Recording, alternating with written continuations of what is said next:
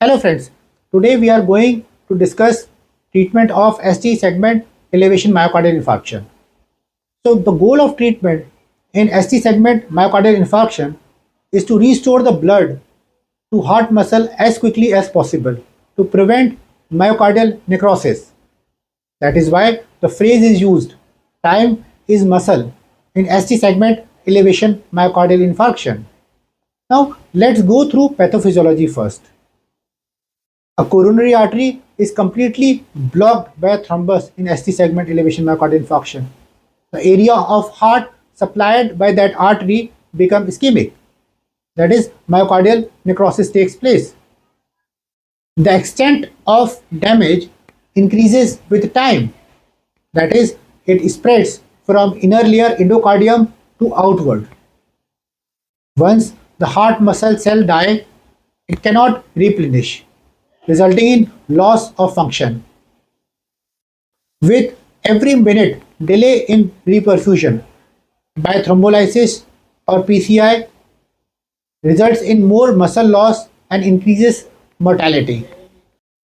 So the faster you open up the blocked vessel, the more heart muscle you save. It increases survival, reduces heart failure, and improves quality of life of a patient. Therefore, the message is loud and clear. Early diagnosis, rapid transfer to PCI or thrombolysis, and third, avoid unnecessary delay in decision making. Door to needle time should be less than 30 minutes. Door to ECG time should be less than 10 minutes. And door to balloon time should be less than 90 minutes.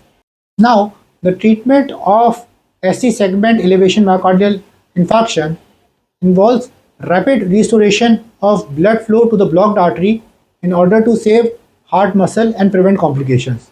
It may involve first immediate therapy, second reperfusion therapy, third adjunctive therapy, fourth post reperfusion and long term therapy. Now, coming to immediate therapy. So the goal of immediate therapy is to diagnose early, to relieve symptoms, and plan for reperfusion therapy. So patient is to be given morphine or pentazocine if the severe chest pain persists. Second, oxygen therapy is to be given to patient if SpO2 level is less than 90%. Third, nitrates to be used. Sublingual sorbitrate can be used. Contraindications, for example, hypotension or RV infarct. Then aspirin, P2Y12 inhibitors, for example, clopidogrel, prasugrel, ticagrelor, and beta blockers, mainly carvedilol, metoprolol, bisoprolol, as they reduce myocardial oxygen demand. Loading dose that is given in a patient with ST segment elevation is as follows: tablet ecosprin 325 mg stat, tablet clopidogrel 300 mg stat, tablet atorvastatin 80 mg stat, and tablet sorbitrate 5 mg sublingual stat. If patient is to be planned for PCI, then we give tablet ticagrelor 180 mg stat, tablet ecosprin 150 mg stat, and tablet atorvastatin 80 mg stat. Second is reperfusion therapy. So reperfusion therapy is a mainstay of treatment in ST segment elevation myocardial infarction. Its goal is to restore the blood flow as quickly as possible in ST segment elevation myocardial infarction. So first is PCI, percutaneous intervention. PCI is a preferred modality of choice, especially if it is available within 90 to 120 minutes of medical contact. It involves angioplasty and stent placement. It has better outcomes, lower chances of complications, bleeding, and restenosis. Now coming to second modality, which is thrombolytic therapy. So if PCI facility is not available within 90 to 120 minutes of contact, then thrombolytic therapy should be planned. It is to be given within 30 minutes. That is, door to needle time should be less than 30 minutes. Agents that are used may include tenecteplase, reteplase, streptokinase.